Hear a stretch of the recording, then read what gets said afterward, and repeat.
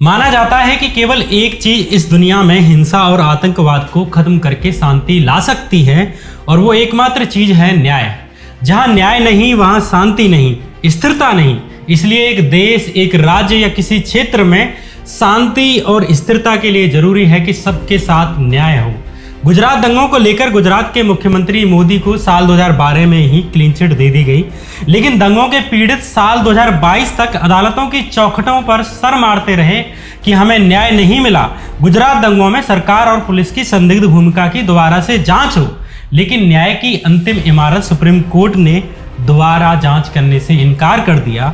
इसलिए आज के इस एपिसोड में हम नरेंद्र मोदी और उनकी पुलिस की भूमिका की पड़ताल करेंगे। बात करेंगे नरेंद्र मोदी पर लगे आरोपों की। क्या उन्होंने जानबूझकर दंगों को रोकने के लिए आने वाली आर्मी को बुलाने में देरी की?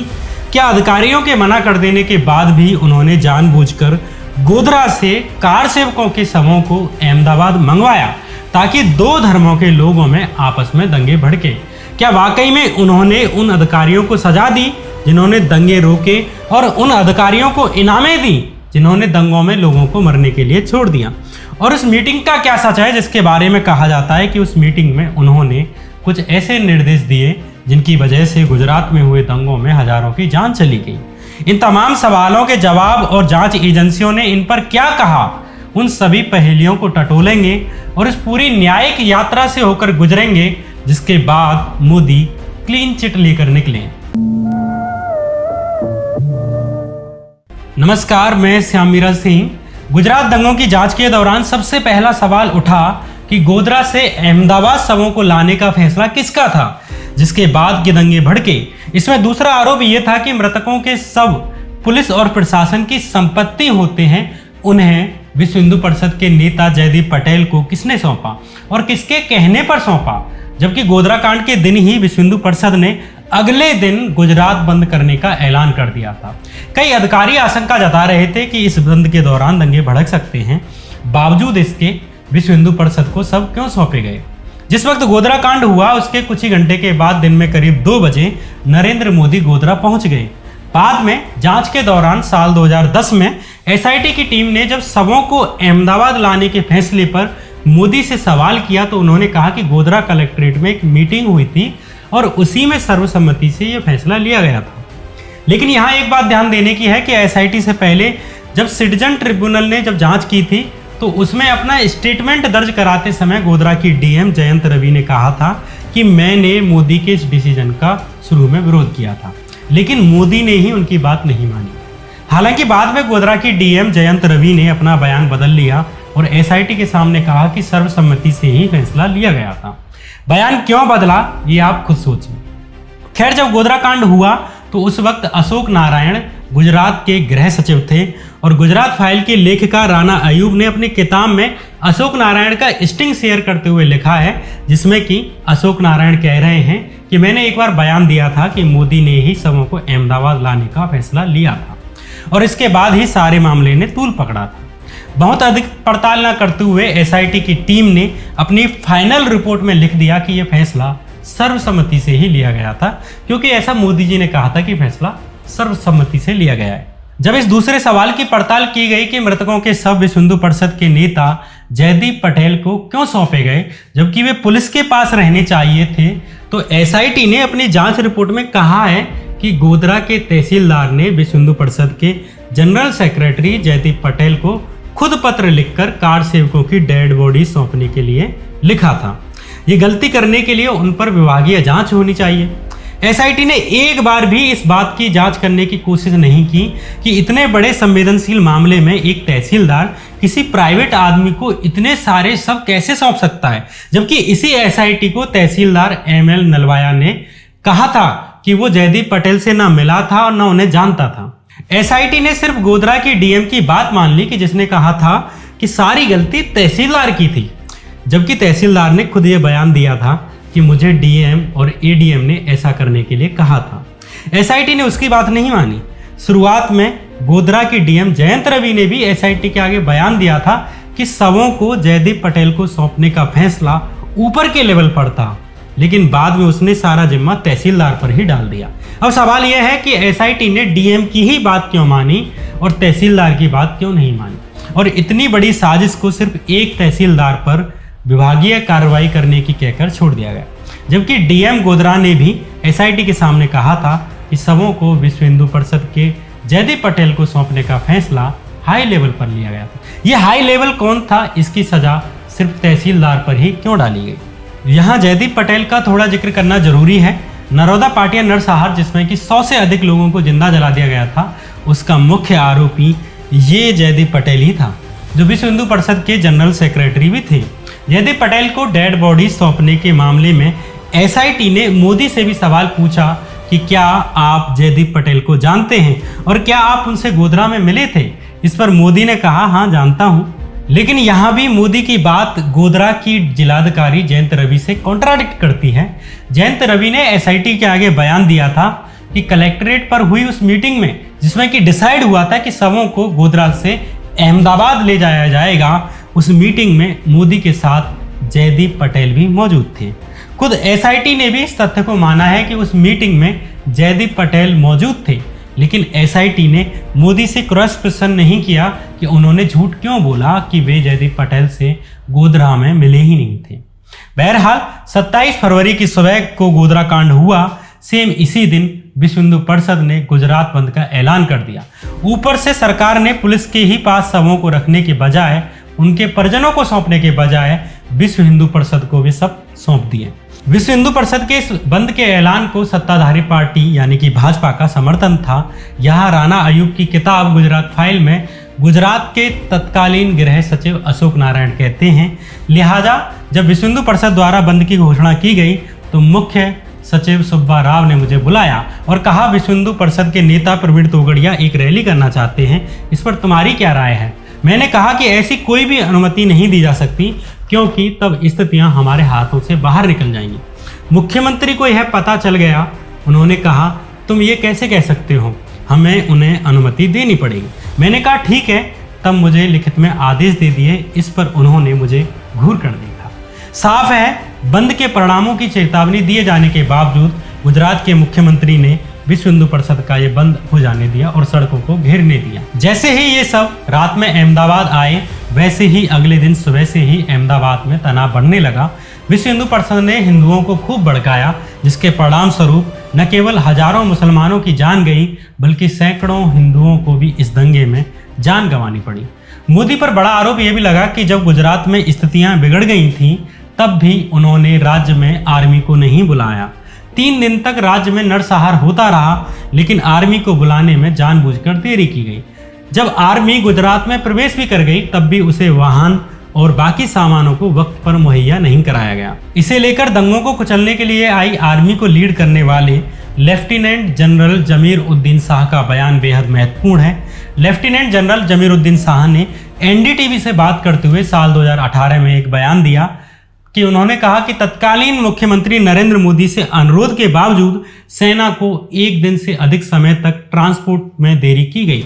करीब 1 मार्च 2002 को सुबह 7 बजे तक 3000 सैनिक अहमदाबाद हवाई अड्डे पर पहुंच गए थे, लेकिन उन्हें राज्य सरकार ने ट्रांसपोर्ट और अन्य रसद आदि सुविधाएं नहीं मुहैया कराईं, जिससे कि 1 दिन और अधिक समय तक इंतजार करना पड़ा। लेकिन एसआईटी ने अपनी जांच में मोदी और मोदी के गृह सचिव अशोक नारायण के बयान के आधार पर ही इस मामले में भी मोदी को क्लीन चिट देते हुए कहा कि आर्मी की तैनाती में कोई देरी नहीं की गई। एसआईटी के इस कंक्लूजन पर रिटायर्ड लेफ्टिनेंट जनरल शाह ने कहा कि मैं एक बार फिर कह दूं कि ये सरासर झूठ है। मैंने जो कहा है वो सच है। मुझे नहीं लगता कि आर्मी की देरी के मामले में मुझसे अधिक उचित कोई और आदमी बात कर सकता है। तीसरा बड़ा आरोप गुजरात पुलिस पर लगा, क्योंकि उस समय गुजरात के मुख्यमंत्री के जिम्मेदारी के अलावा गृह मंत्रालय का जिम्मा भी मोदी ने अपने पास रख रखा था। इसलिए पुलिस और खुफिया जानकारी के विभाग भी उनके पास थे और उसके अधिकारी भी उन्हें ही रिपोर्ट करते थे। इसलिए आरोप लगा कि पुलिस की निष्क्रियता के पीछे मोदी का कंट्रोल था। एसआईटी की टीम ने पुलिस की भूमिका की जांच की, लेकिन उसने मोदी पर कोई आंच नहीं आने दी, बल्कि एकाध पुलिस अफसरों पर ही सारा भांडा फोड़ दिया। सबसे बड़ा आरोप नरोदा पाटिया नरसंहार को लेकर लगा, जहां 100 से अधिक निर्दोषों को जिंदा जला दिया गया था। यहाँ के लोगों ने उस वक्त के कमिश्नर पीसी पांडे को 100 से भी अधिक कॉल की थी, लेकिन मदद नहीं पहुंची। ये नरसंहार सुबह से लेकर शाम तक चलता रहा। करीब 9 घंटे तक महिलाओं के बलात्कार किए गए, उन्हें जिंदा जलाया गया। बावजूद इसके पुलिस ने मदद नहीं की।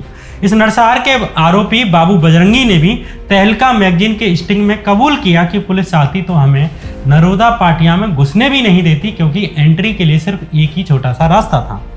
बाबू बजरंगी ने यह भी कहा कि पर्याप्त पुलिस फोर्स मौजूद था। पुलिस उल्टा हमसे ही कहती रही कि जाओ मार के आओ।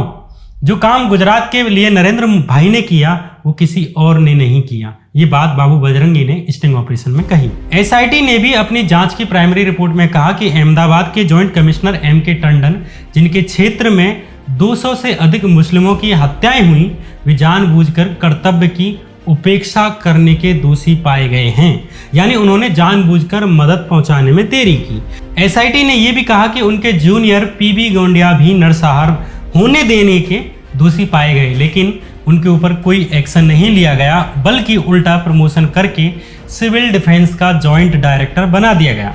अगर इन दोनों ने अपनी ड्यूटी निभाई होती तो सैकड़ों लोगों को मरने से बचाया जा सकता था। यहाँ आपको बता दूं कि इन 2 अधिकारियों की जांच गुजरात सरकार के किसी जांच आयोग द्वारा नहीं की गई, बल्कि सुप्रीम कोर्ट ने जब गुजरात दंगों की दोबारा से जांच करने का आदेश साल 2009 में दिया और एसआईटी का गठन किया गया, उसी एसआईटी ने इनकी जांच की थी।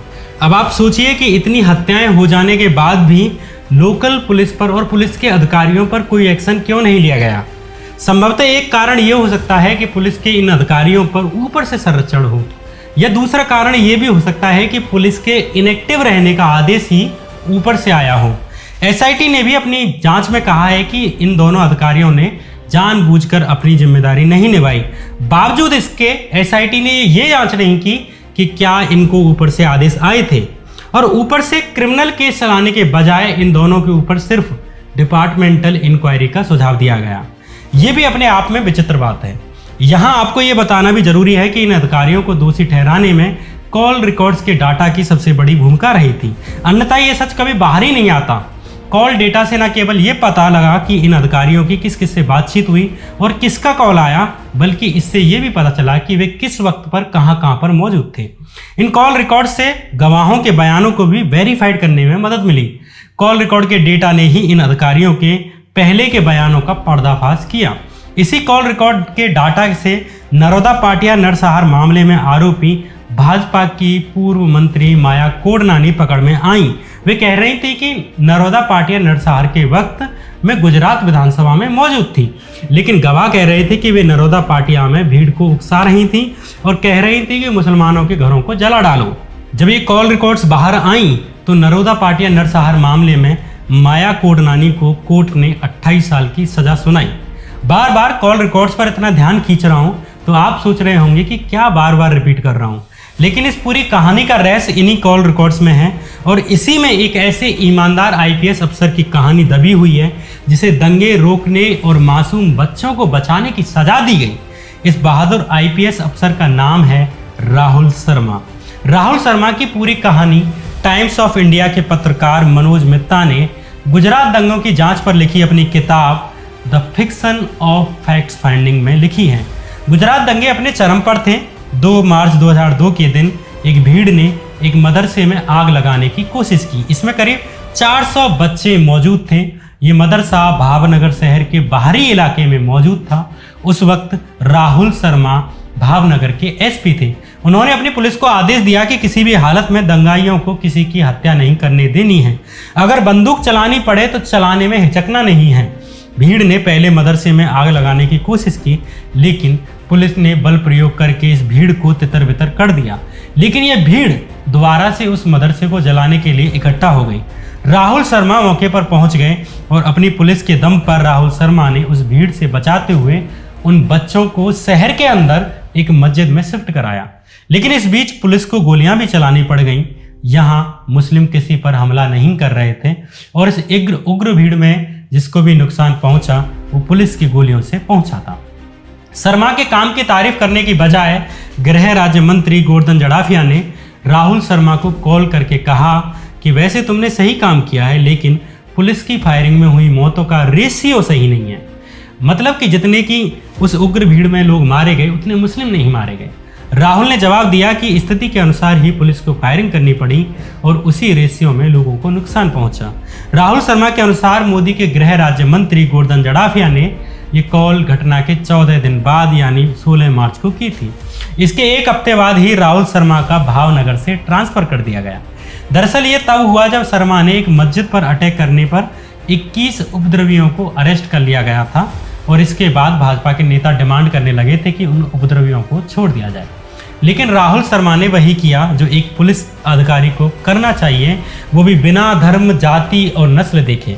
इसके 24 घंटे नहीं बीते कि राहुल शर्मा का ट्रांसफर कर दिया गया, वो भी उनका एक तरह से डिमोशन करते हुए। उन्हें एसपी की पोस्ट से हटाकर अहमदाबाद के कंट्रोल रूम में बैठने की जिम्मेदारी दे दी गई। ये एक ईमानदार आईपीएस अफसर के पंख कुतरने जैसा था, लेकिन राहुल शर्मा ने सजा को भी अपॉर्चुनिटी में बदल दिया, जिसके बाद उन्होंने ऐसी चीजों का खुलासा किया जिसने गुजरात दंगे की जांच को एक्सपोज करने में सबसे बड़ी भूमिका निभाई।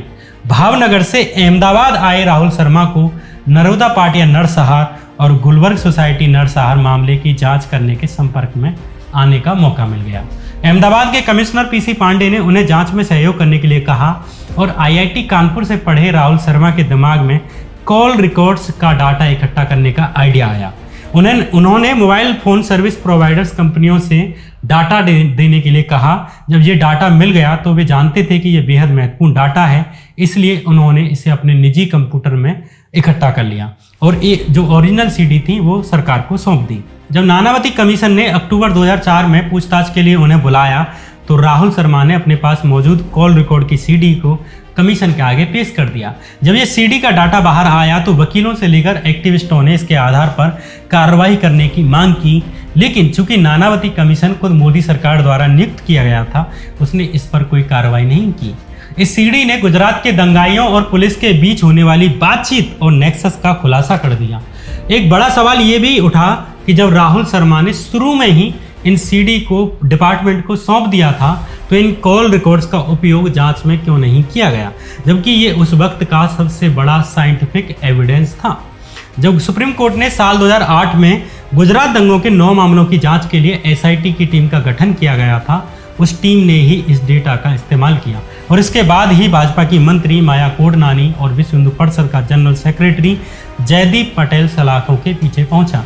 लेकिन आपको पता है इस महत्वपूर्ण जानकारी को बाहर निकालने वाले ईमानदार अफसर राहुल शर्मा के साथ पुलिस और मोदी सरकार ने क्या किया? मोदी सरकार ने द ऑफिशियल सीक्रेट एक्ट के तहत राहुल शर्मा पर ही केस चला दिया, लेकिन अप्रैल 2012 में सेंट्रल एडमिनिस्ट्रेटिव ट्रिब्यूनल यानी कैट ने आईपीएस अधिकारी राहुल शर्मा के खिलाफ चलाए जा रहे इस केस पर रोक लगा दी और कहा कि शर्मा ने यह डेटा तब दिया जब कमीशन ने उन्हें जांच के लिए बुलाया था। लेकिन यह क्लियर है कि गुजरात क्राइम ब्रांच के द्वारा जानबूझकर इस डेटा का इस्तेमाल अपराधियों को पकड़ने के लिए नहीं किया गया। शायद इससे बड़े बड़े सफेद कुर्तों के अंदर रंगे लाल खून के छींटे नजर आ जाते, लेकिन एसआईटी ने इस बात की ठीक से जांच नहीं की कि क्यों मोबाइल फोन के डेटा को जांच में इस्तेमाल नहीं किया गया, जबकि राहुल शर्मा ने शुरू में ही डिपार्टमेंट को सीडियां सौंप दी थी। इसके ऊपर के तार भी एसआईटी ने नहीं तलाशे। दरअसल मंत्री इसलिए बच जाते हैं क्योंकि वे अपने अधिकतर आदेश मौखिक रूप से देते हैं। इसका एक उदाहरण इसी बात से समझ सकते हैं कि गुजरात फाइल किताब के स्टिंग ऑपरेशन में जब गुजरात के होम सेक्रेटरी अशोक नारायण से पूछा गया कि जब गुजरात के मुख्यमंत्री ने आपको दंगों को रोकने में ढील देने की बात कही होगी तब आपको गुस्सा आया होगा। इस पर अशोक नारायण ने कहा वे ऐसा कभी नहीं करते, वे कभी भी कुछ भी कागज पर लिखकर नहीं देते। उनके खुद के अपने लोग हैं जिनके जरिए विश्व हिंदू परिषद और बाकी जो अनौपचारिक चैनल होते हैं उनके माध्यमों से निचले पायदान के पुलिस इंस्पेक्टरों और अधिकारियों तक बात पहुंचाई जाती है। इसलिए कुछ अफसरों ने ऐसे आदेशों को अपने डायरियों में लिखना शुरू कर दिया। ऐसे ही फॉर्मर डीजीपी रहे आरबी श्री कुमार ने गुजरात राज्य की जांच समिति नानावती कमीशन के सामने कुछ एविडेंस दिए। दंगों के दौरान आरबी श्री कुमार राज्य के खुफिया विभाग यानी इंटेलिजेंस एजेंसीज को लीड कर रहे थे। उन्होंने तमाम सबूत और एक डायरी दी जिसमें बताया कि सरकार ने कई वार्निंग के बाद भी कोई कदम नहीं उठाए। श्री कुमार ने current communal scenario in Ahmedabad city नाम से एक रिपोर्ट 24 अप्रैल 2002 के दिन गुजरात के होम सेक्रेटरी अशोक नारायण को भेजी ताकि सरकार एक्शन ले। इसमें लिखा कि दंगे के पीड़ितों का क्रिमिनल जस्टिस सिस्टम में कोई विश्वास नहीं बचा है, एफआईआर में गड़बड़ की जा रही है और विश्व हिंदू परिषद के लोग सांप्रदायिक तनाव बढ़ाने के लिए भड़काऊ पर्चे बांट रहे हैं। पुलिस के अधिकारी भाजपा नेताओं के आदेश मान रहे हैं। एसआईटी ने भी इस रिपोर्ट को जांच में सही पाया। 15 जून 2002 को भी श्री कुमार ने एक और रिपोर्ट भेजी और कहा कि मोदी की रथ यात्रा राज्य में फैले कम्युनल माहौल के लिए सही नहीं है, लेकिन इस इंटेलिजेंस रिपोर्ट को भी मोदी के अधिकारियों द्वारा नहीं माना गया। 20 अगस्त 2002 के दिन भी श्री कुमार ने राज्य में बढ़ रहे सांप्रदायिक तनाव पर एक और रिपोर्ट दी और कहा कि पुलिस की कार्रवाई और जांच में भारी गड़बड़ की जा रही है। इस रिपोर्ट पर भी एक्शन नहीं लिया गया। बाकी रिपोर्ट के बारे में गृह सचिव अशोक नारायण ने कहा था कि रिपोर्ट तो मिली थी, लेकिन एक्शन लिया गया था या नहीं लिया गया था ये उन्हें याद नहीं रहा। लेकिन इस रिपोर्ट को अशोक नारायण ने भी एसआईटी के सामने माना कि हाँ, एक्शन नहीं लिया गया था। श्री कुमार ने 28 अगस्त 2002 को भी एक और रिपोर्ट भेजी, लेकिन कोई एक्शन नहीं लिया गया। श्री कुमार ने नानावती कमीशन के आगे पहला एफिडेविट देते हुए डिटेल में बताया कि गोधरा में साबरमती ट्रेन जलाने की घटना को लेकर किस तरह राज्य और केंद्र की इंटेलिजेंस एजेंसीज फेल रहीं। दूसरे एफिडेविट में उन्होंने सबूत दिए कि कैसे राज्य की इंटेलिजेंस ब्यूरो की रिपोर्ट्स पर मोदी सरकार ने कोई ध्यान नहीं दिया। तीसरे एफिडेविट में श्री कुमार ने बताया कि किस तरह मोदी के अधिकारियों ने आने वाले चुनाव को लेकर लॉ एंड ऑर्डर से जुड़ी रिपोर्ट पॉजिटिव देने के लिए उन पर दबाव बनाया, ताकि गोधरा और दंगों में मारे गए 3000 से भी अधिक लोगों की मौत के बाद तैयार कम्युनल डिवीजन में मोदी को चुनाव जीतने में आसानी हो। मोदी उसी साल चुनाव कराना चाहते थे और हुआ भी यही। दरअसल साल 2001 में आए भुज भूकंप और उसको हैंडल करने में भाजपा की नाकामी और भ्रष्टाचार के आरोपों के बाद माना जा रहा था कि साल 2003 में आने वाले चुनावों में भाजपा हार जाएगी। इसके लक्षण इस बात से भी नजर आ रहे थे कि गुजरात में हुए उपचुनावों में भाजपा हार गई थी। इन तमाम लक्षणों को देखते हुए भाजपा ने केशुभाई पटेल को हटाकर अक्टूबर 2001 में मोदी को मुख्यमंत्री बनाया था। तब मोदी को कोई नहीं जानता था और ना ही उनकी ऐसी लोकप्रियता थी। वे अचानक पार्टी संगठन में से बाहर निकलकर राज्य के मुख्यमंत्री बनाए गए थे, इसलिए माना जा रहा था कि अगले चुनाव में भाजपा हार जाएगी। इसलिए गुजरात में राम मंदिर के मुद्दे को बार बार उठाया जा रहा था और इसके लिए कार्ड सेवकों को गुजरात से अयोध्या ले जाने का प्रबंध किया जा रहा था। बजरंग दल और विश्व हिंदू परिषद के ये कार्यकर्ता रास्ते भर मुसलमानों के खिलाफ नारे लगाते रहे और पिटाई करते रहे। इन खबरों को स्थानीय अखबारों में आसानी से टटोला जा सकता है। जिस साबरमती बोगी में आग लगाई गई थी, उस साबरमती के कार्ड सेवकों के द्वारा भी रास्ते भर आतंक मचाया गया था और इसकी खबरें स्थानीय अखबारों में छपी थी। इस सांप्रदायिक माहौल पर तमाम इंटेलिजेंस रिपोर्ट के बावजूद रोक नहीं लगाई गई। जब अचानक गोधरा कांड हो गया तो धर्म की राजनीति करने वालों को वो मौका मिल गया जिसका कि वे इंतजार कर रहे थे और जिसके लिए इतने दिनों से माहौल बनाया जा रहा था। इसलिए गोधरा के गुजरात दंगों के बाद राज्य पूरी तरह हिंदू मुस्लिम दो धर्मों में विभाजित हो गया और मोदी इसी माहौल का फायदा उठाकर जल्द से जल्द चुनाव चाहते थे। जो चुनाव 2003 में होना था उसे एक साल पहले ही कराने के लिए मोदी ने पूरी मशीनरी लगा दी। इसलिए श्री कुमार पर दबाव बनाया जा रहा था कि वे कह दें कि ऐसी सांप्रदायिक परिस्थितियों के बीच भी चुनाव कराए जा सकते हैं, जबकि लाखों लोग उन दिनों कैंपों में पड़े हुए थे। न उनके पास घर थे न वोटर कार्ड थे। अपने तीसरे एफिडेविट में श्री कुमार ने जिक्र किया कि मोदी के अधिकारियों ने उनके फेवर में चुनाव के लिए लॉ एंड ऑर्डर की अच्छी रिपोर्ट देने के लिए कहा। श्री कुमार ने चीफ इलेक्शन कमिश्नर यानी चुनाव आयोग के प्रमुख जीएम लिंगदो की 9 अगस्त 2022 को हुई मीटिंग के बारे में भी डिटेल में इंफॉर्मेशन दी कि उस मीटिंग में मुख्य चुनाव आयुक्त ने गुजरात गृह मंत्रालय के अधिकारियों को लॉ एंड ऑर्डर पर गलत सूचना देने के लिए फटकार लगाई थी। इसके एक हफ्ता बाद यानी 16 अगस्त के दिन मुख्य चुनाव आयुक्त ने अपने आदेश में लिखा था कि एडीजी आरवी श्री कुमार ने आयोग के सामने कहा कि 151 कस्बे और नगर 993 गांव जो 182 विधानसभा सीटों में से 154 सीटों को कवर करते थे, ये सब दंगों से प्रभावित थे और ये अन्य अधिकारियों के दावा की पोल खुलते हैं। अपने तीसरे एफिडेविट के साथ श्री कुमार ने नानावती कमीशन को एक ऑडियो रिकॉर्डिंग भी दी थी, ये प्रूव करने के लिए कि स्टेट सेक्रेटरी जीसी मुर्मू, गृह मंत्रालय के अधिकारी दिनेश कपाड़िया और सरकार की स्पेशल प्रोसिक्यूटर अरविंद पांड्या ने नानावती कमीशन के आगे सच न बोलने के लिए उन्हें धमकाने की कोशिश की। एसआईटी की टीम ने अपनी जांच में इस ऑडियो रिकॉर्डिंग को सही पाया, लेकिन ये जांच नहीं की कि गृह मंत्रालय के ये अधिकारी श्री कुमार को किसके कहने पर धमका रहे थे। यहाँ एक और सबसे बड़ी बात या सबसे बड़ा सबूत श्री कुमार ने पेश किया। दरअसल जब दंगों के दौरान ही श्री कुमार को स्टेट इंटेलिजेंस का चीफ बनाया गया था तो उन्होंने एक डायरी बनाना शुरू कर दिया था। अप्रैल महीने से सितंबर महीने तक, जब तक कि उन्हें डिपार्टमेंट से निकाल नहीं दिया गया, तब तक श्री कुमार ने इस डायरी में उन सब आदेशों की एंट्री की जो उन्हें मौखिक तौर पर दिए गए थे और जो अनैतिक थे, जो गैर कानूनी थे और सरकार के लिए लाभ लेने वाले थे। अपने चौथे एफिडेविट में श्री कुमार ने उनसे पहले के इंटेलिजेंस हेड जो गुजरात दंगों के चरम के दिनों पर तैनात थे, उनके वक्त हुई मीटिंग के बारे में बताया कि उनके वक्त तमाम आदेश दिए गए, तमाम मीटिंग्स हुई, लेकिन उनके बारे में कोई मिनट्स या डॉक्यूमेंटेशन नहीं किया गया, इसलिए मैंने वो डायरी मेंटेन की। बहुत से बड़े अधिकारी और खुद मुख्यमंत्री मौखिक निर्देश दे रहे थे, वो भी ऐसे निर्देश जो संवैधानिक मूल्यों के खिलाफ थे। लेकिन कमाल की बात है कि इस डायरी की भी एसआईटी ने जांच नहीं की और कह दिया कि ये एक अनऑफिशियल डॉक्यूमेंट है। नरेंद्र मोदी सरकार ने नानावती कमीशन के आगे साल 2002 में ही एफिडेविट देने वाले श्री कुमार का प्रमोशन रोक दिया। साल 2005 में गुजरात सरकार ने अनुशासनहीनता का आरोप लगाते हुए उनके खिलाफ एक चार्जशीट जारी कर दी और ये चार्जशीट नानावती कमीशन के सामने एफिडेविट जारी करने के कारण की गई। इन्हीं आईपीएस अधिकारी को बीते दिनों दंगों के पीड़ितों के लिए कानूनी लड़ाई लड़ने वाली तीस्ता सीतलवाड़ के साथ गुजरात पुलिस के द्वारा अरेस्ट कर लिया गया है। इससे पहले आईपीएस अधिकारी संजीव भट्ट, जिन्होंने साल 2011 में सुप्रीम कोर्ट के आगे एफिडेविट दिया था कि मोदी ने एक मीटिंग में विशेष निर्देश दिए थे कि अधिकारी दंगों के बीच में ना आ जाएं। भट्ट के इस एफिडेविट के बाद गुजरात सरकार ने एक केस डालकर उन्हें अरेस्ट कर लिया और इसके कुछ दिन बाद उन्हें नौकरी से भी सस्पेंड कर दिया गया। कुछ दिन बाद उन्हें अदालत से जमानत मिल गई, लेकिन नवंबर 2012 में संजीव भट्ट पर 22 साल पुराना यानी कि 1990 के समय का एक केस निकालकर उन पर केस चला दिया गया और साल 2019 में उन्हें इस केस में सजा सुना दी गई।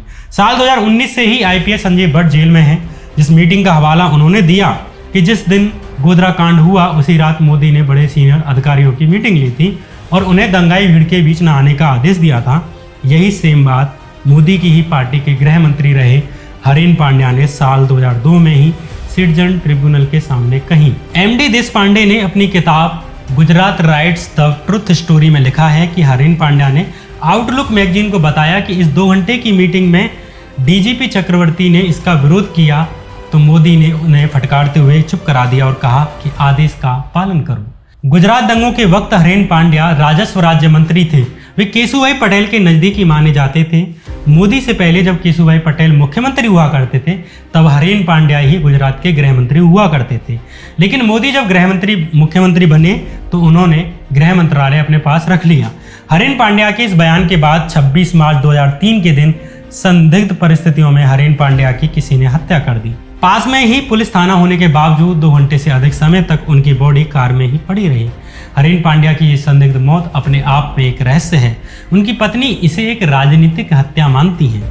संजीव भट्ट के सीनियर और पूर्व state intelligence chief R B Sreekumar ने नानावती कमीशन को ये भी बताया कि उन्हें हरीन पांड्या का फोन टेप करने के लिए कहा गया था। बाद में तुलसी प्रजापति और सोहराबुद्दीन शेख पर हरीन पांड्या की हत्या की साजिश रचने का आरोप लगा, लेकिन साल 2005 में सोहराबुद्दीन शेख को एक फर्जी एनकाउंटर में मार दिया गया। इस एनकाउंटर के गवाह तुलसी प्रजापति को भी अगले ही साल 2006 में पुलिस कस्टडी में मार दिया गया। इन दोनों ने किसके कहने पर हरीन पांड्या की हत्या की, ये अब तक एक रहस्य है भी या नहीं है। और ये दोनों जो हरीन पांड्या की मौत के पीछे के असली आदमी का नाम खोल सकते थे, इनके फर्जी एनकाउंटर के पीछे कौन था, ये फर्जी एनकाउंटर क्यों किए गए, वे किसे छुपाना चाहते थे, ये अपने आप में सवाल है। यहाँ इस बात का जिक्र करना जरूरी है कि इसी मामले में साल 2012 में सीबीआई ने अमित शाह और करीब 32 अधिकारियों को अपनी चार्जशीट में दोषी माना था।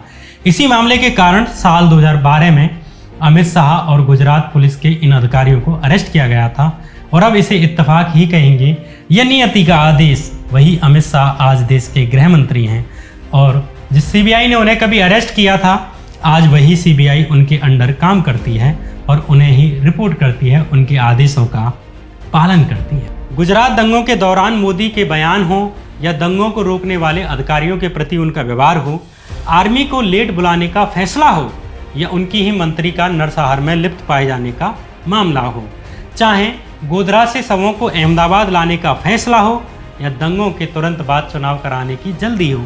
इसके अलावा गुलबर्ग सोसाइटी और एहसान जाफरी का मामला हो, चाहे सरकारी वकीलों की जगह विश्व हिंदू परिषद आरएसएस के लोगों की नियुक्ति का मामला हो, ये कई सारे रेड फ्लैग्स गुजरात नरसंहार में उनकी भूमिका को लेकर एक शक की लकीर खींचते हैं। बावजूद इसके वे एसआईटी और न्यायालय से सफेद होकर निकले। ये उस दौर के गुजरात में लोकतंत्र और इंसानी मूल्यों को कुचलने की तस्वीर बयान करते हैं, जहां किसी की राजनीतिक महत्वाकांक्षाओं ने दो समुदायों को आग में ढकेल दिया। जो उस दौर में गुजरात में हुआ, लगभग उसी तरह आज भी संवैधानिक संस्थानों, ईडी, सीबीआई, पुलिस और सरकारी विभागों पर अनैतिक रूप से नियंत्रण किया जा रहा है। टीवी से लेकर अखबारों में बीते 8 साल से सिर्फ हिंदू मुस्लिम दिखाया जा रहा है। इसके इतर नीचे से लेकर ऊपर तक की पूरी प्रक्रिया में 2-3 लोगों के हाथ में नियंत्रण सौंप दिया गया है, जिनकी कुर्सी के नीचे न्याय की देवी का सब पड़ा हुआ है।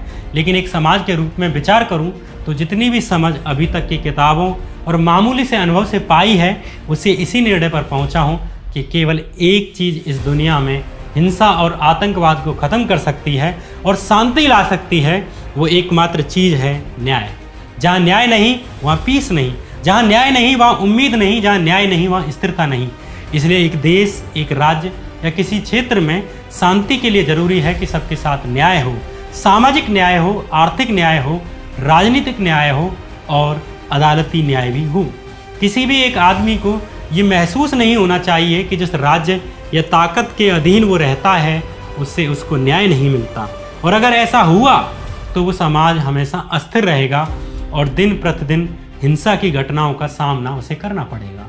मोटा माटी यही बातें यूरोप के एक लेखक बेंजामिन क्रेमे ने अपनी किताब the world teacher of all humanity में लिखा है। लेकिन यहाँ प्लूटो ने एक और बड़ी लकीर खींची है जो न्याय के मूल्यों को और अधिक परिभाषित करती है। प्लूटो ने कहा कि अन्याय का सबसे अधिक बुरा रूप ढोंग किया हुआ न्याय है। न्याय से बुरा, बहुत बुरा, न्याय करने का ढोंग करना है। मतलब असली अपराधियों को बचाने के लिए छुटमुट अपराधियों को पकड़कर ये दिखाना कि न्याय हो गया। गुजरात दंगों के बाद हुई जांच और उसके बाद मिला न्याय दरअसल इसी किस्म का न्याय है, यानी न्याय के नाम पर न्याय का ढोंग किया गया। जिस तरह कार सेवकों के शवों को नरसंहार के आरोपी को सौंपा गया और इसका पूरा ठीकरा एक मामूली तहसीलदार के सर फोड़ दिया गया, जिस तरह बड़े पुलिस अधिकारियों की संदिग्ध भूमिका खुद एसआईटी ने स्वीकार की, बावजूद इसके सजा के नाम पर डिपार्टमेंटल इंक्वायरी के लिए कहा और उस आदमी को छोड़ दिया गया जो ऊपर से इन अधिकारियों को कठपुतली की तरह चला रहा था, वो इस न्याय को न्याय करने का ढोंग कहने के लिए काफ़ी है। इस सीरीज़ को लिखने में मुझे बहुत अधिक कुछ छोड़ना पड़ा। इस पर लिखने और बोलने के लिए कम से कम 10 सीरीज़ बनानी पड़ेंगी। फिलहाल गुजरात दंगों की सीरीज को सिर्फ 4 एपिसोड में ही समेट कर जा रहा हूँ, लेकिन बीते दिनों में इसे लिखने में और कहने में मैंने पाया कि इससे भावनात्मक रूप से जुड़ गया हूँ, पर समय की देयताओं के चलते आज इसे समेटना पड़ रहा है। आपने इसे अपना समय देकर सुना। मुझे मालूम है आप में से भी बहुत से लोग भावनात्मक रूप से इससे जुड़ाव महसूस कर रहे होंगे, लेकिन आपका इसे सुनने के लिए दिल से शुक्रिया। मुझे नहीं लगता कि गुजरात दंगों के उन हजारों पीड़ितों को हमारी अदालतों से कभी न्याय मिलेगा, लेकिन उम्मीद है कि अगर इंसानों की बसाई इस दुनिया के इतर कोई दूसरी दुनिया होती होगी जहाँ ईश्वर का न्याय चलता होगा, तब जरूर ऊपर वाला इन लोगों के साथ न्याय करेगा और उसकी छड़ी इन अपराधियों को सजा देने में कांपेगी नहीं। ऐसी प्रार्थना है और ऐसी ही उम्मीद है। जब तक सांस लेते हैं तब तक जीते हैं। तब तक इस सीरीज को यहीं पर ख़त्म करते हैं और आपसे अलविदा लेता हूँ। नमस्कार।